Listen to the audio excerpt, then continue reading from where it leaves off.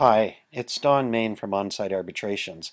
This is a short video on job descriptions, how to get started, and in particular, how to properly describe the job duties of a particular job. So a job description has several essential elements. There's the title of the job. There's the job duties themselves. That's the focus of this talk. There's the employment requirements and the qualifications for the job. Job duties, it appears to be simple, but how do you properly describe the entire scope of a job? So, for example, a machine operator. Why can't you just say, well, they operate the machine? Well, that's simply not good enough because the job description is relied upon for many reasons. The uses of a job description include hiring, evaluation, training, promotion, relative compensation, and even restructuring decisions. Well, these might appear to be all employer functions. There's a reciprocal function that the job description is used for by the employee themselves. In respect to hiring, they use the job description for career direction. In respect to evaluation, they use it for self-evaluation. In respect to training, they use it for self-improvement. In respect to promotion or postings, they use it for advancement decisions. In respect to relative compensation, they use it to determine their relative worth. In respect to restructuring, they may use it to try to ensure their own job security. So let's get started. Suppose you're in the food industry and your task is to create a job description for the machine operator on the processing line. So how do you get started? Well, what I would suggest is that you go to the National Occupational Classifications. So let's Google search NOC. So here we are, NOC search. Put that in and you get Search National Occupational Classification.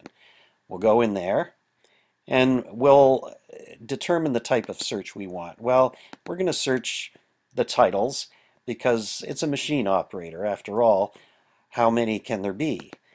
So let's select the method of search and we'll use keyword. So we select keyword and up comes a relatively detailed search parameters. But we'll just put in machine operator. And let's hope we get lucky.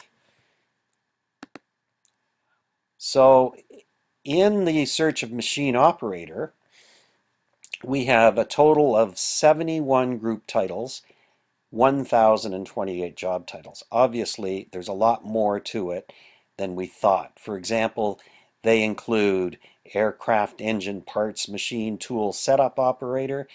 They have heavy equipment operators for asphalt paving machines. They have operators for foundry workers, automatic casting machine operator. So obviously we're going to have to narrow this search down because we're looking in the food industry. So let's move back and we'll go machine operator food. And now we see there's only three different two titles, 18 job titles, and the two titles are process control and machine operators food, beverage, and associated products processing. There's fish and sea plant workers, and then this is a repeat of the first one. So in our case, we're not fish and seafood plant, we're one of these others. So we'll go into this particular title, and here's what you see here. You'll see that there's several example titles of the kind of operator that would fall under this heading: process control and machine operators, food, beverage, and associated products processing. And they describe the job as as encompassing all of these activities. So this is very generic. Process control and machine operators in this unit group operate multi-function process control machinery and single-function machines to process and package food, beverage, and associated products. They are employed in the fruit and vegetable processing plants. Well, that might be us, dairies, flour mills, bakeries, sugar refineries, etc. So they describe the main duties of these jobs is to operate a multi-function process control machinery through control panels, computer terminals, or other control systems to do the following. So based on this, you're able to talk to the local people as to what they're doing, and you've got the language here that you can now customize. And if you look down here as to the duties, they include setup and adjust processing and packaging machines preparatory to operation. Oh yes, so we have to put in setup and adjustments. They operate perhaps a single function machine, maybe it's a multifunction machine, to grind, to do particular activities. So you can customize this to your particular tasked job. And they check products to ensure conformance to company standards and clear machine blockages as required. So there's some troubleshooting, record production information such as quantity, weight, etc., perform corrective machine adjustments, clean machines, and immediate work areas. So the employment requirements for this kind of job is completion of secondary school may be required. So this is very helpful to know so that you don't set the standards, the requirements too high or too low. On-the-job training is provided.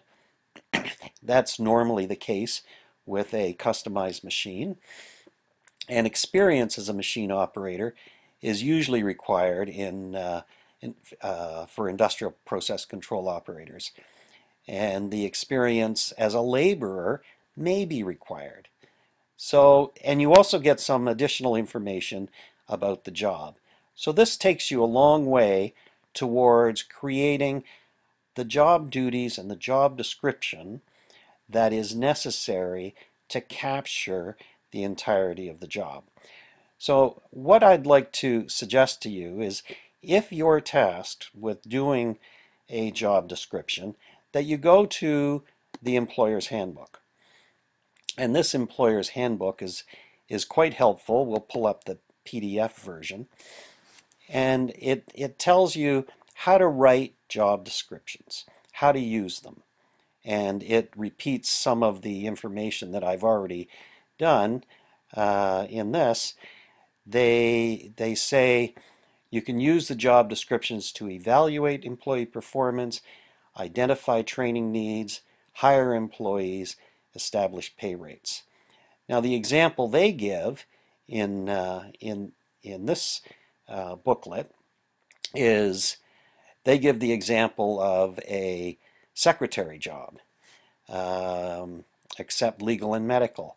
And it describes the main duties here, and it describes the employment requirements.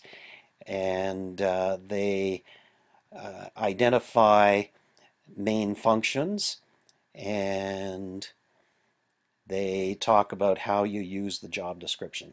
So that's the conclusion of this video, and that's how you get started using an available resource from the National Occupational Classifications. How did these people come up with their job descriptions? Well, this is an HRSD Canada initiative that was started in the 90s, and what they do is they have the sector councils bring together content experts for particular jobs, machine operators in the food industry, for example, and they develop a draft version of what we just saw. That draft version is then taken out to actual machine operators and validated. And that validation may cause some adjustments to the draft that the content experts reconsider in finalizing the job description. Now, these National Occupational Classifications have already evaluated over 500 different job titles, so it's a very exhaustive group of jobs and very useful for HR practitioners and union representatives and even employees when they're trying to decide what duties are connected to a particular job. So that's the end of this video, Don Main on-site arbitrations. Thank you.